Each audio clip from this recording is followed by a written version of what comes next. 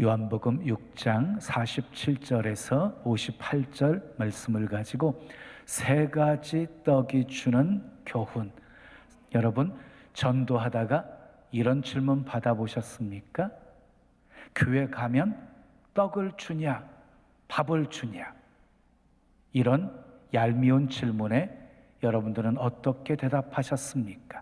그래, 우리 교회 오면 떡도 주고 밥도 준다 라고 말하십시오.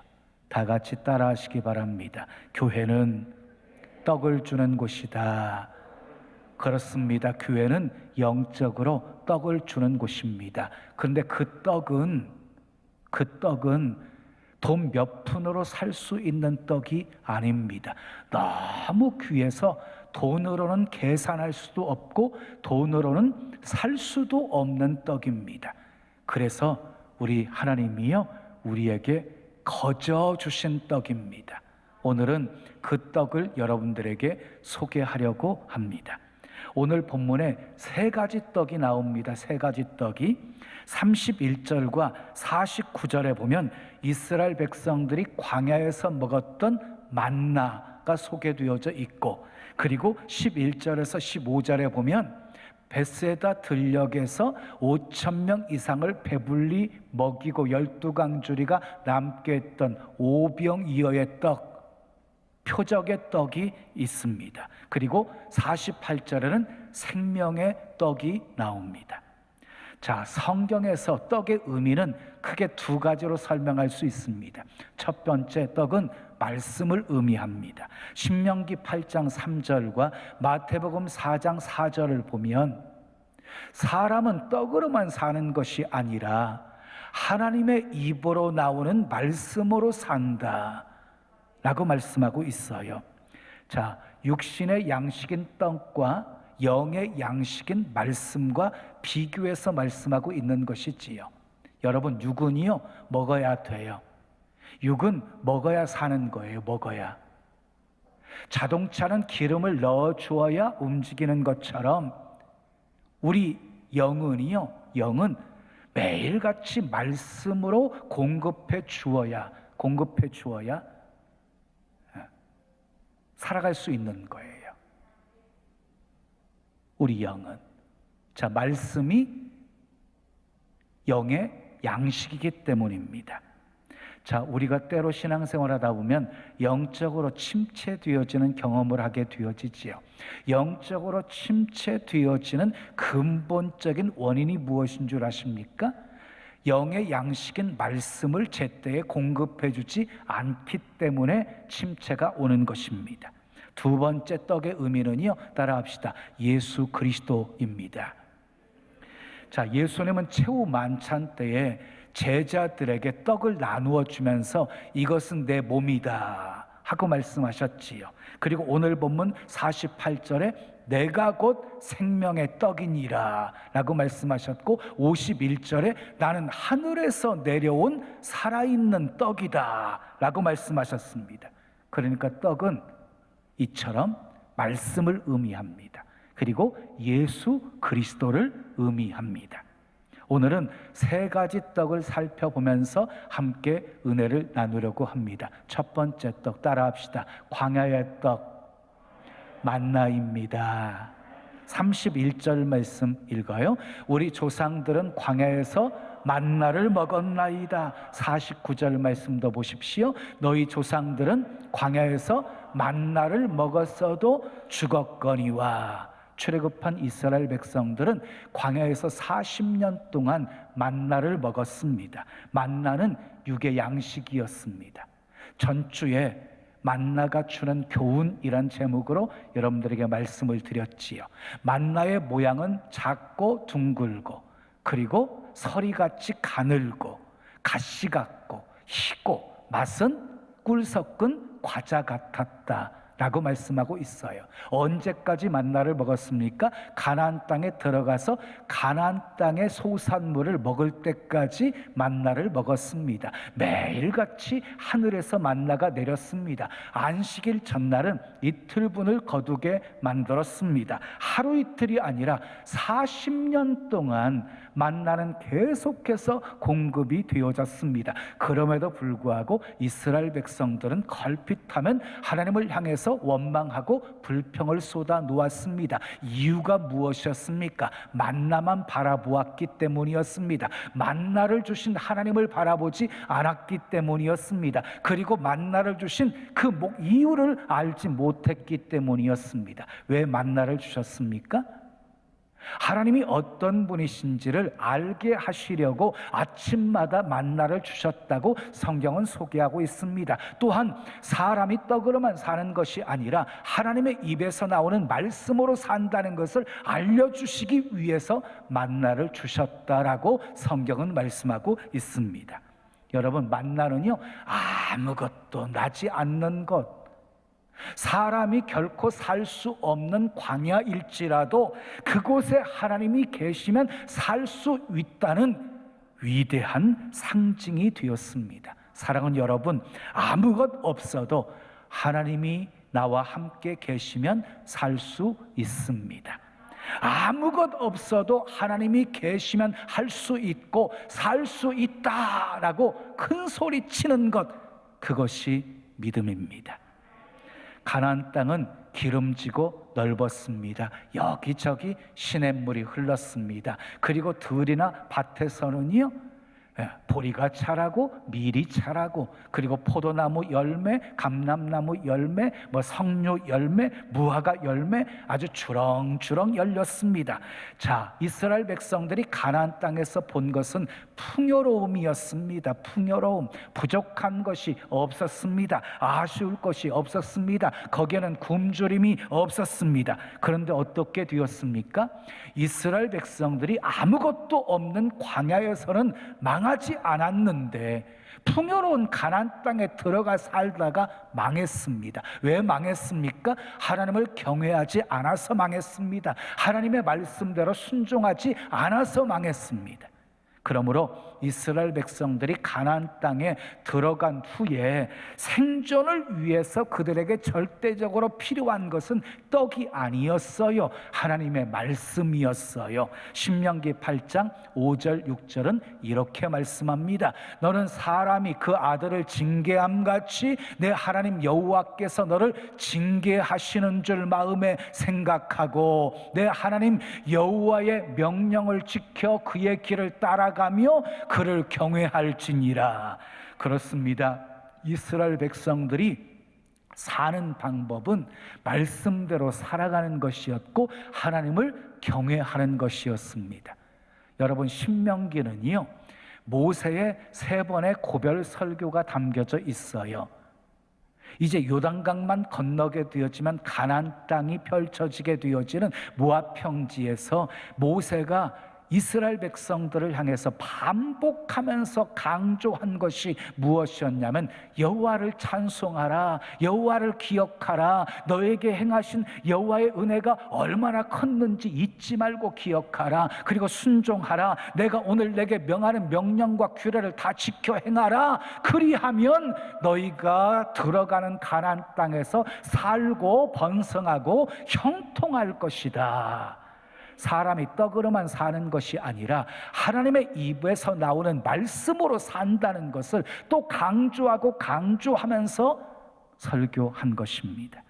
2번째 떡 따라합시다. 표적의 떡, 보리떡 5개입니다. 자, 13절 말씀을 읽어요. 시작. 이에 거두니 보리떡 5개로 먹고 남은 조각이 12바구니에 찼더라. 우리는 오병이어의 기적의 사건을 너무너무 잘 알고 있지요. 물고기 2마리, 보리떡 5개 가지고 5,000명을 배불리 먹이고도 12광주리가 남았던 사건이었습니다. 장정만 5,000명이었으니까 부녀자와 아이들을 포함하게 되어지면 수만 명이 배불리 먹었다는 것입니다. 여러분, 물고기 2마리와 보리떡 5개는 아주 작은 것이었어요. 그것이 아이의 손에 있을 때는 그냥 한 끼의 도시락에 불과했던 것이었어요. 그런데 그 작은 것이 주님의 손에 올려지게 되어지자 기적이 일어나게 되어진 것이에요. 여러분, 기독교에는 이런 신비로움이 있습니다. 그리고 풍요로움이 있습니다.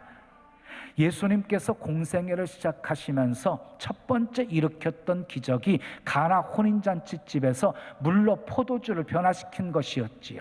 물로 포도주를 만들어서 그 잔치가 더 풍성하게 만들어 주셨습니다. 예수님이 베드로를 부르실 때에도 깊은 곳으로 가서 그물을 내려라 던졌어요. 그물이 찢어질 정도로 많은 고기를 잡게 만들어 주셨어요. 그런데 오늘 본문은 이 기적과 풍성함, 이 2가지를 부정적으로 다루고 있습니다. 당시 이스라엘의 많은 무리들이 이 2가지 기적과 풍요로움을 경험했음에도 불구하고 모두가 흩어져 버렸습니다. 끝까지 예수님을 따르지 않았습니다. 무엇을 말합니까? 기적의 풍성함은 예수님을 믿을 때 우리에게 따라오는 축복임에는 틀림이 없지만 그것이 신앙의 수단과 목적이 되어서는 안 된다는 것입니다. 여러분 기억하십시오. 예수님을 믿음으로 하나님께 우리에게 주시는 놀라운 풍요로움은 하나님의 나라 확장을 위하여 주시는 사명입니다. 사명. 그러므로 풍요로움이 목적이 되어서는 안 되는 것입니다. 베드로를 보십시오. 말씀에 의지하여서 그물을 내립니다. 그물이 찢어질 정도로 잡히게 되어집니다. 풍요로움을 경험하게 되었습니다. 그 다음에 베드로의 행동은 무엇이었습니까? 모든 것을 버려두고 예수님을 따랐습니다. 순종의 결과는 풍요로움이었고 풍요로움의 결과는 예수님을 따르는 것이었습니다. 베드로에게 풍요로움은 목적이 아니었습니다. 예수님이 목적이었습니다. 그런데 오병이어의 기적을 본 이스라엘 백성들은요 흥분을 합니다. 광야에서 백성들에게 만나를 공급해 주었던 모세 같은 사람이 다시 나타났다라고 예수님을 보면서 생각한 것입니다. 이런 인물이라고 한다면 로마의 압제 속에서 우리를 해방시켜 줄 뿐만 아니라 우리의 경제적인 문제까지 다 해결해 주실 수 있는 분이라는 확신이 생기게 되었습니다. 그래서 이 유대인들은요 예수님을 잡아서 억지로 임금을 삼으려고 합니다. 예수님을 찾은 목적이 바로 임금 삼으려고, 예수님을 따른 목적이 임금 삼으려고. 다시 말해서 예수님이 목적이 아니었습니다. 그래서 예수님을 떠난 것입니다. 표적의 떡을 먹고도 예수님을 떠난 것입니다. 우리는 하박국 선지자의 고백을 잘 알고 있지요. 비록 무화과 나무가 무성치 못하며 포도나무에 열매가 없으며 감람나무에 소출이 없으며 밭에 식물이 없으며 우리의 양이 없으며 외양간에 소가 없을지라도 나는 여호와를 인하여 즐거워하며 나의 구원의 하나님을 인하여 기뻐하리로다. 이 멋진 고백은 하박국에 있어서 목적이 하나님이었기 때문입니다. 하나님이었기 때문에. 그래서 없고 없는 그런 상황 속에서도 하나님으로 인하여서 기뻐하고 있고 구원의 하나님으로 인하여서 즐거워하고 있는 것입니다. 그런데 많은 사람들이 무화과의 열매는 봅니다. 포도나무의 열매는 봅니다. 감람나무의 소출을 봅니다. 밭의 식물을 봅니다. 우리의 양을 봅니다. 외양간의 송아지를 봅니다. 돈을 봅니다. 떡은 볼 줄 압니다. 승리도 볼 줄 압니다. 그리고 그것으로 인하여서 기뻐하는 삶을 삽니다. 그러면서 그것을 주신 하나님은 바라보지 않습니다. 하나님으로 인하여 기뻐하지 않습니다. 다시 말해서 하나님이 목적이 아닌 수단이 되어져 버린 것입니다. 사랑하는 여러분, 하나님이 목적이 되어야 합니다. 하나님이 기쁨의 근원이 되어야 합니다. 떡이 아닌 하나님을 바라보시기 바랍니다. 표적이 아닌 하나님을 바라보시기 바랍니다. 그러면 시편 기자처럼 우리는 이렇게 고백할 수 있습니다. 하늘에서는 주 외에 누가 내게 있으리요? 땅에서는 주밖에 나의 사모할 자 없나이다. 이 고백이 저와 여러분의 고백이 되기를 축복합니다. 마지막 세 번째 떡입니다. 따라하세요. 생명의 떡, 예수 그리스도입니다. 48절 말씀을 보십시오. 시작. 내가 곧 생명의 떡이니라. 예수님이 친히 내가 곧 생명의 떡이다 라고 말씀하고 있습니다.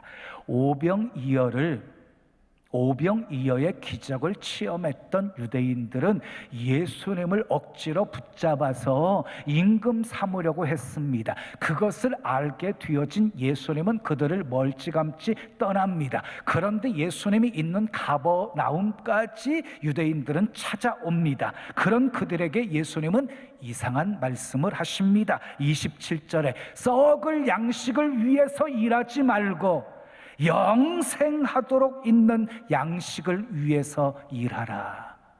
그리고 32절에 모세가 너희에게 준 떡은 참떡이 아니다. 하나님께서 하늘로부터 너희에게 참떡을 주신다 라고 하십니다. 그러자 백성들이 주여 이 떡을 항상 우리에게 주소서 라고 외칩니다. 그때 예수님께서 35절에 나는 생명의 떡이니 내게 오는 자는 결코 줄이지 아니할 터이요 나를 믿는 자는 영원히 목마르지 아니하리라 하고 말씀하십니다. 예수님은 생명의 떡이십니다. 아멘. 결코 줄이지 아니하는 떡이십니다. 영원히 목마르지 않게 하시는 떡이십니다. 이때 유대인들이 어떻게 반응을 합니까? 41절, 42절 말씀 함께 읽어요. 시작.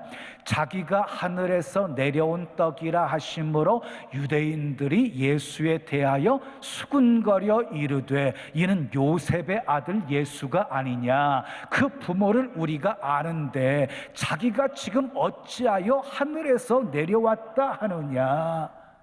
유대인들이 수군거리면서 말합니다. 자기가 하늘에서 내려온 떡이라고 말하니까 저 사람은 요셉의 아들 예수가 아니냐? 우리가 그 부모가 누구인 줄 아는데 어찌하여 하늘에서 내려왔다 하느냐? 이렇게 수군거리면서 예수님이 하시는 말씀을 믿으려고 하지를 않습니다. 결국 66절 말씀을 보면은요, 많은 사람들이 예수님을 떠나게 되어집니다. 그리고 다시는 예수님과 함께 다니지 않게 되어집니다. 그런 그들에게 예수님은 말씀하십니다. 내가 곧 생명의 떡이다. 너희 조상들은 만나를 먹고 죽었으나 나는 하늘에서 내려온 살아있는 떡이다 라고 말씀하시면서 51절에는 이 떡을 먹으면 영생하리라 하고 말씀하십니다. 또 58절에 이 떡을 먹는 자는 영원히 살리라 하고 말씀하십니다. 여러분, 그렇습니다. 우리를 영생하게 하는 떡은, 우리를 영원히 살게 하는 떡은 광야의 만나가 아닙니다. 표적의 떡이 아닙니다.